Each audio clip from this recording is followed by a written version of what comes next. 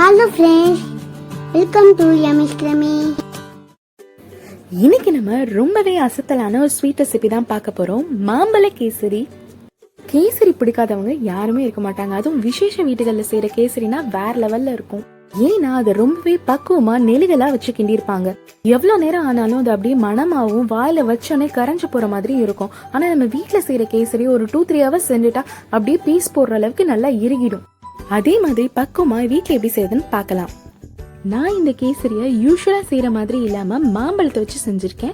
மாம்பழத்தோட இனிப்பும் புளிப்பும் சேர்ந்து இந்த கேசரிக்கு அது ஒரு டிஃப்ரெண்ட் ஃபிளேவர் கொடுக்குது. அங்க இது எப்படி செய்யறதுன்னு வீடியோக்குள்ள போய் பார்க்கலாம். இதெல்லாம் இதுக்கு நான் மாம்பழத்தை குட்டி குட்டியா இந்த மாதிரி பீஸ் போட்டு வச்சிருக்கேன்.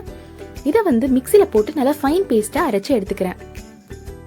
அதுக்கப்புறம் 1 கப் இந்த மாதிரி ரவை எடுத்து வச்சிருக்கேன். இந்த 1 கப் ரவைக்கு நம்ம 4 கப் தண்ணி ஊற்றணும். ஸோ ஒரு பாத்திரம் எடுத்து தனியாக 4 கப் தண்ணி சேர்த்து ஆட் பண்ணிக்கலாம்.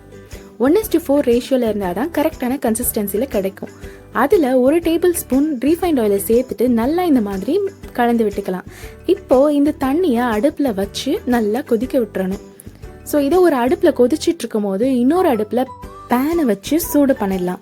அது சூடானதும் 2 டேபிள் ஸ்பூன் நெய்யை சேர்த்துட்டு 2 டேபிள் ஸ்பூன் எண்ணெயை இந்த மாதிரி சேர்த்துக்கலாம். எண்ணெயும் நெய்யும் சேர்ந்து நல்லா சூடானதும் 1 டேபிள் ஸ்பூன் முந்திரி பருப்பை இந்த மாதிரி உடைச்சி வச்சிருக்கேன். அதை இந்த மாதிரி நெய்யிலேயே போட்டு நல்லா இந்த மாதிரி ப்ரௌனா இருக்கிற வரைக்கும் நல்லா இந்த மாதிரி வறுத்து எடுத்துக்கலாம். முந்திரி நல்லா ப்ரௌன் ஆனதுக்கு அப்புறம் தான் கிஸ்மிஸை போடணும். 2ஐயும் ஒரே நேரத்தில் போட்டால் கிஸ்மிஸ் கருகிடும். ஸோ நல்லா இந்த மாதிரி வந்துடுச்சு. இப்போ இதை தனியாக எடுத்து வச்சுக்கலாம். இப்போ அதே எண்ணெயிலேயே நான் எடுத்து வச்சிருக்க 1 கப் ரவையை சேர்த்துடுறேன். நல்லா சிம்மிலேயே வச்சுட்டு இந்த மாதிரி நல்லா வறுக்கணும். ஒரு 5 நிமிஷம் விடாம வறுத்துக்கிட்டே இருக்கணும். அந்த எண்ணெய்லாம் அந்த ரவையை குடிச்சு நல்லா ஒரு மாதிரி மலர்ந்து வரும், நல்ல ஒரு வாசனை வரும். அது வரைக்கும் நல்லா 5 நிமிஷம் சிம்மிலேயே வச்சு இந்த மாதிரி வறுத்துக்கிட்டே இருக்கணும். மினிட்ஸ் ஆயிடுச்சு. நல்ல ரவையை நெய்யிலையும் எண்ணெயிலையும் சேர்த்து வறுத்தாச்சு. இன்னொரு அடுப்புல வச்சிருந்த தண்ணி நல்லா கொதி வந்துருச்சு. இப்ப கொதி வந்த தண்ணியை அப்படியே ரவையில ஊத்திடணும். நல்லா சூடா இருக்கணும். தண்ணியும் நல்லா கொதிக்க இருக்கணும். அப்பதான் ரெண்டும் ஒன்னோட ஒன்று ஒட்டாம நல்லா மலர்ந்து வரும். இதுதான் இதோட சீக்ரெட் டிப். நம்ம யூஸ்வலா ரவையை வறுத்து தனியா வச்சிருவோம். ஸோ அந்த மாதிரி இல்லாம இதுவும் ரெண்டுமே ஒரே சூடுல வச்சு செஞ்சோன்னா உங்களுக்கு சூப்பரா வரும். இந்த மாதிரி சென்டர்ல வச்சு நல்லா இதை கட்டிப்படாம மிக்ஸ் பண்ணிக்கோங்க. இப்போ இதை ஒரு 5 நிமிஷம் சிம்மிலேயே வச்சிடலாம். இப்போ ஒரு 5 நிமிஷம் கழிச்சு ரவை நல்லா இந்த மாதிரி வெந்துருச்சு. தண்ணியெல்லாம் குடிச்சு நல்லா இந்த மாதிரி வெந்துருச்சு. ஸோ நம்ம இதில் இன்னொரு டிப் என்னென்னா, யூஸ்வலாக எல்லாருமே ஜீனியை ஃபஸ்ட்டே ஆட் பண்ணிடுவாங்க. ஸோ அந்த மாதிரி பண்ணக்கூடாது. அப்படி பண்ணால் ரவை வேகாது. ஸோ இந்த மாதிரி ரவை நல்லா வெந்ததுக்கப்புறம் ஜீனியை இந்த மாதிரி மேலே போடணும். ஸோ அப்போ அந்த ஜீனி நல்லா இலகி இந்த மாதிரி ஒரு ஸ்டேஜுக்கு வரும். ஸோ இப்போ நம்ம அரைச்சி வச்சுருக்க அந்த மாம்பழத்தோட பல்ப்பை அதில் சேர்த்துட்டு இதை நல்லா இந்த மாதிரி ஃபுல்லாக கிளறி விட்டுக்கலாம். ஸோ பார்க்கவே ரொம்ப சூப்பராக இருக்குது. இந்த மாம்பழத்தோட ஃப்ளேவரும் நல்லா வருது.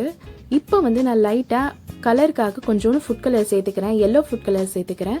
உங்களுக்கு வேணும்னா சேர்த்துக்கோங்க, இல்லைனா இது கம்ப்ளீட்லி ஆப்ஷனல் தான். இப்போ ஓரளவுக்கு வெந்துருச்சு. இந்த ஸ்டேஜில் நம்ம வறுத்து வச்சுருந்த முந்திரி பருப்பையும் கிஸ்மிஸையும் இதில் சேர்த்துட்டு அதுக்கு மேலே 2 டேபிள் ஸ்பூன் நெய்யை இந்த மாதிரி சேர்த்துட்டு இதை நல்லா இந்த மாதிரி கிளறி விட்டுட்டு அந்த நெய்யை அந்த ரவை அப்சர்வ் பண்ணுற வரைக்கும் 2 நிமிஷம் அப்படியே சிம்மில் வச்சிடலாம். இப்போ மாம்பழத்தை சின்ன சின்ன துண்டுகளாக வெட்டி வச்சுருக்கேன். அதையும் இதில் சேர்த்துடலாம். அது கடிப்பட போகும்போது சூப்பராக இருக்கும். இப்போ ஒரு சிட்டிகை உப்பு சேர்த்துடலாம். நம்ம இனிப்பில் கொஞ்சோண்டு உப்பு சேர்க்கும் போது தான் அந்த இனிப்போட சுவை கொஞ்சம் தூக்கி கொடுக்கும். ஸோ லாஸ்ட்டாக இதை சேர்த்துட்டு லைட்டாக கிண்டி வச்சிடலாம். இப்போது கடைசியாக ஒரே ஒரு டீஸ்பூன் நெய்யை சேர்த்துட்டு நல்லா இந்த மாதிரி எல்லா சைடும் பரப்பிட்டு ஒரு 5 நிமிஷம் அதை அப்படியே மூடி வச்சிடலாம்.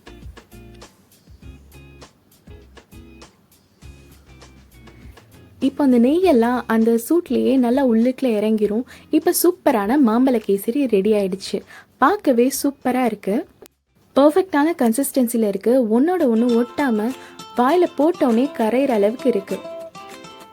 மட்டும் இல்லை, இதை நீங்கள் மார்னிங் செஞ்சாலும் ஈவினிங் வரைக்கும் இதே கன்சிஸ்டன்சியில் தான் இருக்கும், இருக்கவே செய்யாது. இதை சர்வ் பண்ணுறதுக்கு முன்னாடி மேலே டூட்டி ஃப்ரூட்டி இந்த மாதிரி சேர்த்துக்கிறேன். இப்போ சூப்பரான மாம்பழ கேசரி ரெடி ஆயிடுச்சு. மாம்பழ சீசன் முடிகிறதுக்குள்ள இதை ட்ரை பண்ணி பார்த்துட்டு எப்படி இருந்துச்சுன்னு கமெண்ட் செக்ஷனில் பதிவு பண்ணுங்கள். இந்த வீடியோ உங்களுக்கு பிடிச்சிருந்துச்சுன்னா லைக் பண்ணுங்கள், கமெண்ட் பண்ணுங்கள். மறக்காமல் நம்ம சேனலுக்கு சப்ஸ்கிரைப் பண்ணுங்கள்.